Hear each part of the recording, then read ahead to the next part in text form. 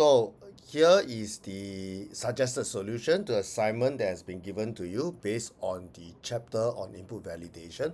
So we're just going to do two very simple exercise.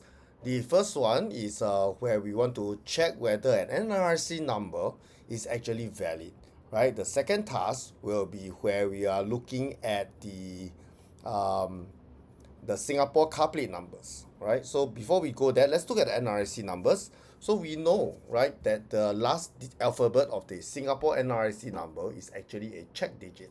So what exactly is a check digit? It is actually a tool or a technique that programmers does that after we do some arithmetic calculation to see if this particular entry is a valid entry, right? So there is actually an algorithm and it serves as a fast and simple security measure, right? So we want to write a program that checks the validity of this last alphabet of a certain NRIC. So we have an example here. So what happens if it's 1, 2, 3, 4, 5, 6, 7?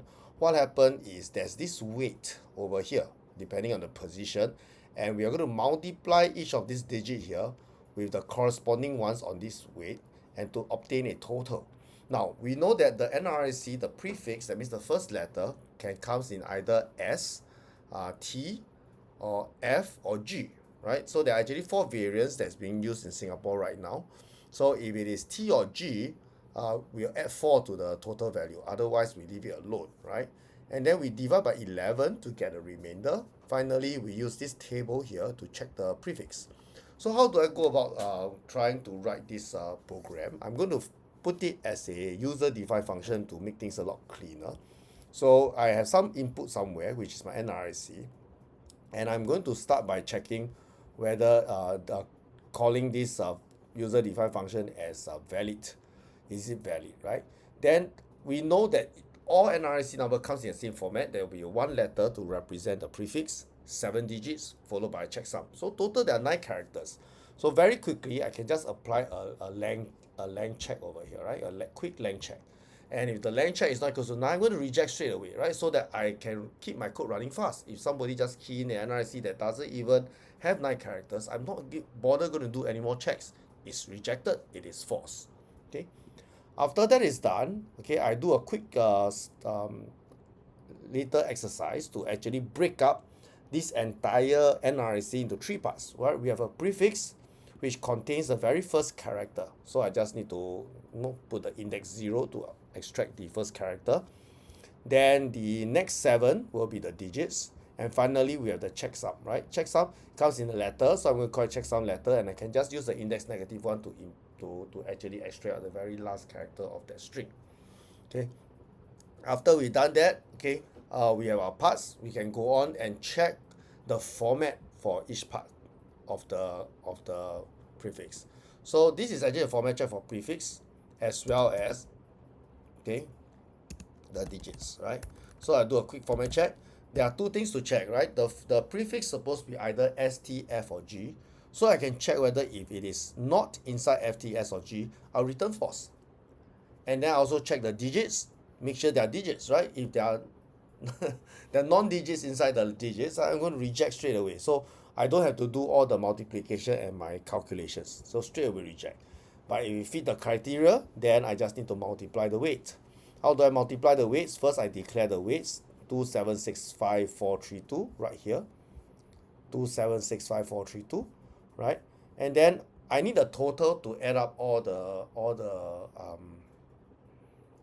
addition that I'm going to do, right? So I'm going to first of all declare it as 0, and then I try to add to it. So for each index, so we go down number by number, so depending on your NRIC, for each one I'm going to multiply by the corresponding weight. So I will use a for loop, and in the range, how many times do I go around this loop? Well, depending on the number of digits. In this case, we do know that it's going to be 7, but if you want to be more clean, in the event that in the future, who knows, right? The format could change.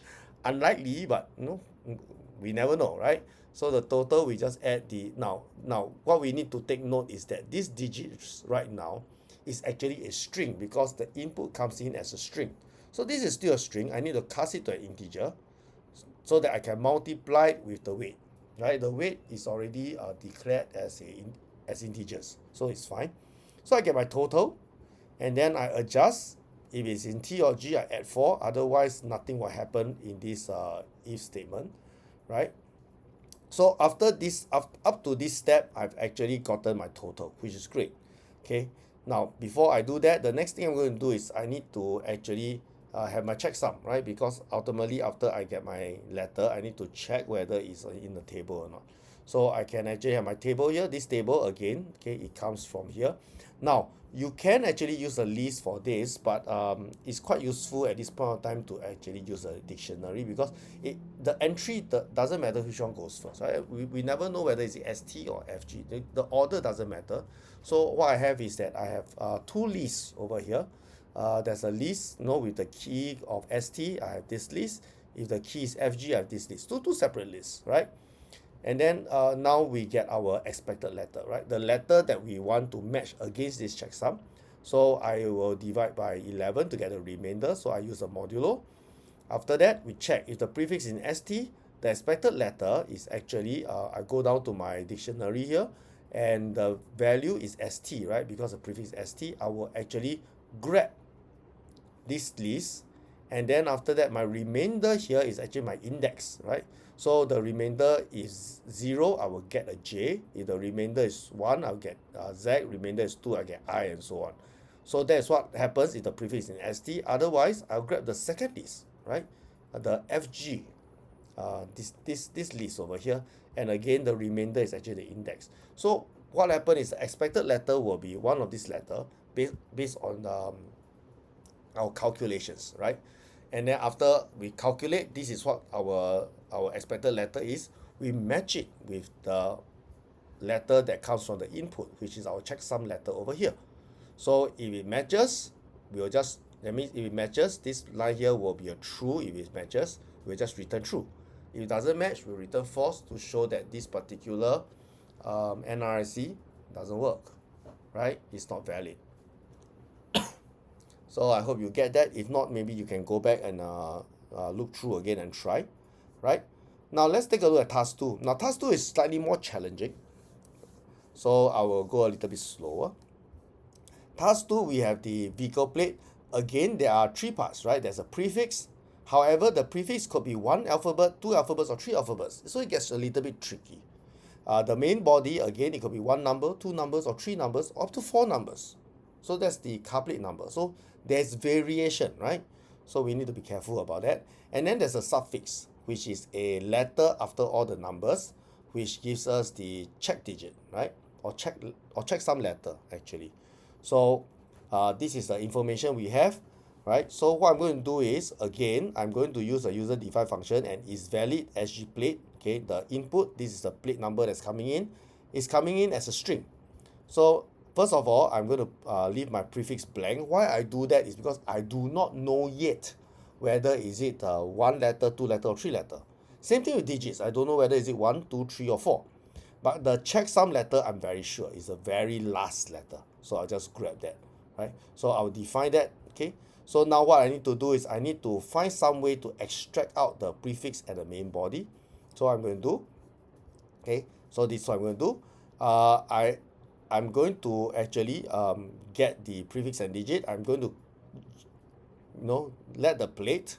This is actually the input that's coming in. First of all, I get rid of the checksum letter because I'm not going to involve it, right? So get rid of the checksum letter. So now I just take the last character in the string and got rid of it, right? With this line.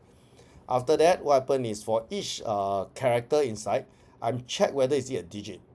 Okay, so it will go now and check whether it's a digit. So imagine the car plate number you see in Singapore, you have some letters followed by some numbers. It's always letters first and numbers. So I check whether it's a digit. So you'll go down the first few characters. If it works as intended, it should not be a digit until I hit a digit, right? When I hit a digit, that means I will go into the condition here. The prefix will be whatever is before this digit. So I have a plate. Okay, first character to I, the index, and then my digit will be whatever is after it. So basically, I split it up into the letters first, and then the numbers here. Then I break out of this particular loop. I got my prefix and my digits already. So all good, right? But there's one scenario is that what happen if somebody try to be funny and try to have an illegal plate number, like for example, A1A1A, something like this. Then in the end, my prefix will just be A, and my digit will be my digit will be 1A1A. So it becomes very weird, right? So I need to do a quick format check to make sure that my digits are actually digits. So so I just check, right, whether all the characters in the digits are actually digits. If they are not digits, I'll return false. Then I don't have to do any more computation. This plate number is not valid. Okay, so we have that. Now once we have that sorted out, so now I have my prefix, which is some letters, alphabet letters, and then we have digits, which is some numbers, and then we have the checksum. So these are three pieces of information we have. I'm going to do the weight. Now the weight is interesting because of the conditions here, right? What happened is if the prefix has three letters, I use only the last two. If it has two letters, I also use the last two, right? And then if it was one letter, I'm going to use just the one letter, right? But I'm going to ignore the third it, is this third one, right? The last two in this case also two, but the first one I'm going to treat it as zero. So if I'm going to imagine it's going to be zero and something, and then I'm going to convert all these letters into numeric values. Okay, so if it's zero, of course I'll leave it as zero, right? And then multiply with the weight. So what happens is the first and second index over here of this weight will be multiplying with the value from the prefix, whereas this 4 will come from the digits. Again, these two, you can see my highlight on the screen, right? These two will be multiplying with the digits, the numeric value that we derive from the prefix, this one from the digit. So I need two values for my prefix. How to get the two values? This is what I do. First of all, let's create a list. And in this list, I'll initialize everything as 0, which is fine because I'm going to amend them later. And then let's get the prefix value. So if the length is 1, right, then I'm the plate numbers, which is the list that I'm going to get, the index 0, I want it to stay at 0, no change. So I'll leave it alone, index 0. But the index 1, right, I will grab it, which is the only letter in the couplet, right? I will use this, right? I'll use this ORD, right, or the ordinal prefix, and then I minus away the ordinal A, so that, and then plus 1. What this does is that it will actually grab A, whatever value the A is, right? Remove it, so I start fresh, and then if it's A, I plus 1, it becomes 1. And then if it's B, then when I subtract, I will actually get a value of 1, and then plus 1, it becomes 2, and so on. So A becomes 1, B becomes 2, C becomes 3, and so on. So this is a good technique to do. So if it's only one alphabet, this is what I'm going to do. Just put this number into the second position, right, the index 1. Now otherwise, okay, it doesn't matter whether is it the 2 letters or 3 letters. I just grab the second last, right? Because if it's 2 letters, the second last is the first. So this, I just grab the second last and put that value using the same technique, put that value into index 0, and then grab the last character, whether regardless of whether is it 2 digit or 3 I'm sorry, not 2 digit, 2 letters or 3 letters, and put it into the index 1. So by doing this, now I have successfully put in the first 2 values of my digit num. Right, my digit num list, first 2 values is there. Now the next 4. Okay, we have another challenge here. Okay, what happened is the numbers of the, right, there could be 2 digit, could be 3 digit, and so on. So what happens is, if my couplet number is just 23, I need to actually put leading zeros inside. Okay, so there is actually a very useful method to fill it in with zeros, and that's the Z fill, right? So digits equals to digits.zfill. 4 here means up to 4 digits. Okay, so with less than 4 digits, I add in the leading 0. There's of course a manual way from first principle. You can actually check number of the length of the digits, and then after that you add in the correct number of zeros in front accordingly. You can do that if you do not know this method. Just that if you are familiar with this method, it makes your code a lot shorter, of course, right? More efficient. Okay, so once I do that, for each one of the, now I can put length of digit, or I know that I'm going to do it 4 times, right? Because already 4 digits is fixed, right? So now I plus 2. Why? Because the first two positions has already been taken up by the prefix. So I plus 2 of this plate num, and I'm going to put in the digits. But remember to cast it as integer. Why I cast it as integer? Because I need to use it to multiply the weights later. And integers, we need integers to do the multiplication, right? So with this step, I've successfully actually completed my plate nums, right? My plate nums will now be a list of 6 numbers ready to multiply the weight. And that's exactly what I'm going to do. Okay, I initialize my total as 0. I have my weight from the question, and then for my total will just be the multiplication of the plate nums value with the corresponding weight. So now I have my total, I'm good.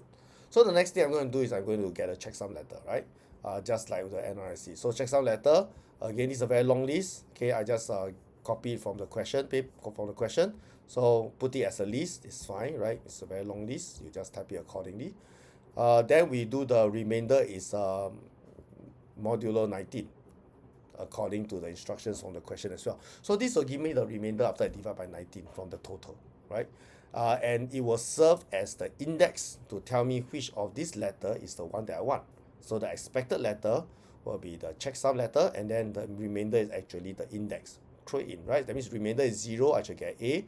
Remainder is 1, I should get Z. Remainder is 2, I should get Y, and so on and so forth. After that, same thing, okay? I got my expected letter, and then I just need to compare it with this one, right? The value that comes in with the input and see if they are the same. If they are the same, this will give me true, I'll return it. Otherwise, it will give me false, and I'll still return it, right? And that is how we can actually complete the validation check for this little exercise. So now you have understood how it works. Maybe again, try it out on your own if you have not been successful the first time round. And if you are stuck, well, feel free to revisit this little tutorial that I've actually shown you, and I hope you are successful, right? Once you're done, do upload your work for your teacher to check. That'll be great. And of course, if you have questions, well, make an appointment and check in with your teachers, okay? We will explain to you what went wrong with your code, and also I hope this video helps you to actually work through the processes in your mind step by step. What are the requirements, and finally how to actually get the code that we want. Okay, right, have a nice day.